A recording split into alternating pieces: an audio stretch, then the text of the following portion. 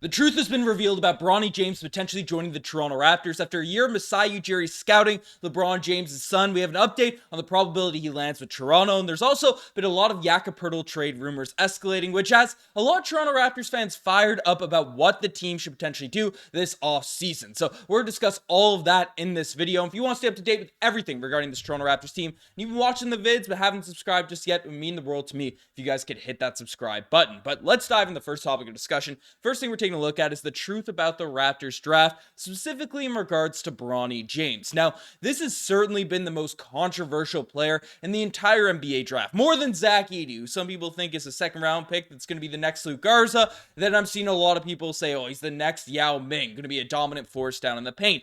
Lots of varying opinions. Well, with Bronny James, the opinions aren't necessarily talent-wise, because let's be frank, if you look at his stats in college, they are not overwhelming. They are not impressive. 5 points per game, 3 rebounds, 2 assists, 36% of the field. Not an effective three-point shooter, even though his draft combine has been solid. But he is a guy that has been impressing during the NBA draft combine, which has made his draft stock rise. And given the fact, as I showed in the intro, the Raptors have been linked to Bronny James over the course of the season, over the past few weeks, there's been a lot more discourse amongst the fan base about whether or not the team could actually draft Bronny James in this year's NBA draft with either their 19th or 31st overall selections. Well, NBA insider, Raptors insider Doug Smith essentially shot down those reports or opinions about that being a potential possibility, saying that there's a 0 chance today that the Raptors will draft Bronny James. Now, given all the reports and how much he's shooting up the draft boards, some people this might come off as a surprise, but to others, that again, I'll pull up his sort of draft stats there. 5 points per game. Maybe it doesn't. It probably shouldn't, even though there's the fact that you could hit that winning lottery ticket in terms of getting LeBron James if you draft his son, which it seems like other teams are going full force into. It's essentially the Phoenix Suns are taking that route there now, as reports have essentially come out that they are very deeply vested in acquiring Bronny James and could potentially draft him with the number 22 overall selection. I mean, I'll pull up the report here. Essentially, Evan Sirity said that the Suns are hoping to pursue LeBron James this offseason, which is why Bronny James is a very serious draft option at number 22 overall to potentially lure LeBron James in. Phoenix appears to believe that they can convince LeBron to join forces with Kevin Durant, Devin Booker, and Bradley Beal to create a historic super team. LeBron would be sacrificing almost $50 million next season if he were to legitimately consider joining the Phoenix Suns on a veteran's minimum contract. But could the Suns really be plotting LeBron James the big plan? It certainly seems like it's on the table. So that is a pretty wild approach there from the Phoenix Suns. Again, is it realistic? Is it a true possibility that LeBron James, in order to get his son, play with his son on a team that could potentially win a championship, he'd be willing to turn down $50 million? I personally would be skeptical about that, especially if I was a Suns fan, thinking that LeBron James would turn down that money to leave LA, no matter what the heck is going on, no matter who you have on your team, whether it's Kevin Durant or whatever. I mean, the Suns were a first-round exit. Do we really believe that a 40-year-old LeBron James is going to lead that team to an NBA championship next year? Probably not, but I bring all that up to say that there are a lot of teams across the NBA that are interested in drafting Bronny, but it does not seem like the Toronto Raptors are a part of that group, even with that golden ticket of LeBron James being potentially available. So that's the truth. That's the probable direction. Maybe Masai Ujiri shocks everyone and selects Bronny James, but honestly wouldn't be shocked if he selected even before our 31st overall picks. So let me know what you guys think about Bronny James getting potentially selected. The next thing we're taking a look at is a Jakob Poeltl trade rumors escalating. Now, since the end of the season, since we made a ton of, since the trade deadline last year, there's been a lot of eyes pointed towards Jakob Poeltl about whether or not he will get dealt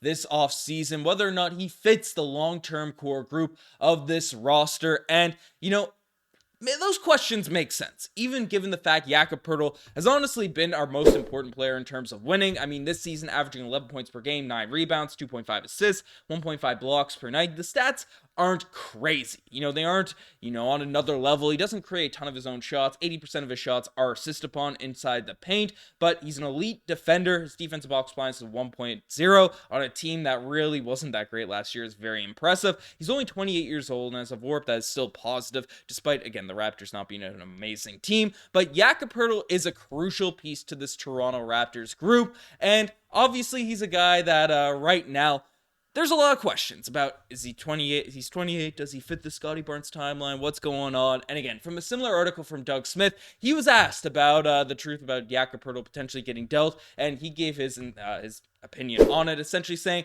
they win more games when Poeltl plays. Pretty simple answer, and if you trade him, who provides the necessary things that he brings? Obviously, if we look at this Toronto Raptors roster right now, there's not a lot of guys that could potentially provide that similar value. I mean, we have Kelly Olynyk, who is a dude that was brought in, and I think it's going to be a key rotation piece for this team moving forward in the future. I like the floor spacing, the passing that he brings, but obviously on the defensive end, he doesn't anchor the team similar ways that Jakob Poeltl does. So there's that. Then we could draft a Zach Edey, a Kel'el Ware in this year's NBA draft. There are potential options for the center position if we do move off of Jakob Poeltl, and I completely agree in the sense that Jakob Poeltl is extremely crucial to this current Toronto Raptors group. There's no ifs, ands, or buts about it, and we also have him under contract for a pretty significant amount of time. I mean, if we look at the stats there, he's going to be making $20 million until 2026, 2027 if he accepts that player option. So, I mean, you have control of his contract for the long-term future. So, a very good player, controllable asset that plays a position of need for your team. Why on earth would he get traded? I completely get that argument. However, the other side of things, on the other sort of end of that perspective, Jakob Poeltl helps this team be winning. It's true, it is what it is. And this Raptors team with Jakob Poeltl in the lineup was actually pretty solid last year. But if this Toronto Raptors team, especially with our draft pick going into next year, wants to tank one more season, wants to break out the tank once again, take some L's so we get one more high lottery pick to build around this core, Immanuel Quickley, RJ Barrett, and Scottie Barnes, then there's a realistic possibility that Jakob Poeltl could be hindering your chances at securing a long-term star. Now, as we see with the draft odds, is it guaranteed you're going to get a number one generational prospect if you're one of the worst teams in NBA history? No, the Detroit Pistons are selecting 5th overall despite one of the most tumultuous, horrible seasons in basketball history. So there's that you have to factor in.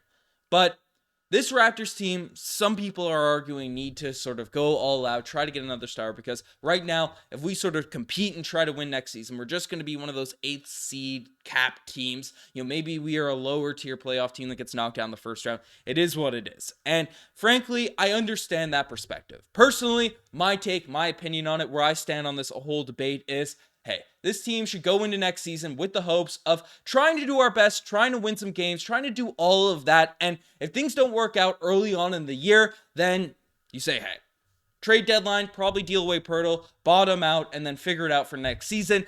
Just as long as you're in that lottery odds, there's not a great separation between, the bottom sort of percentage and, where there's a significant percentage where the Atlanta Hawks landed. But, if you're in that bottom 10 teams, you have a significant chance of jumping to the top 4. It's less important to be completely bottoming out this season because we have control of our draft picks. So trade deadline next year, things aren't going right. Trade away Jakob Poeltl and see whatever happens. But going into next year, try to win, try to build that winning culture at the start of the year. Maybe this Raptors team shocks people. RJ, IQ, Scottie take that leap in development, and then we'll see how it plays out. But it is a heated debate. It's definitely going to be a fun offseason to see how the Toronto Raptors play things out. But you guys are best to make it far. Subscribe to the channel if you guys haven't already. Anyways, I'm signing out. Cheers.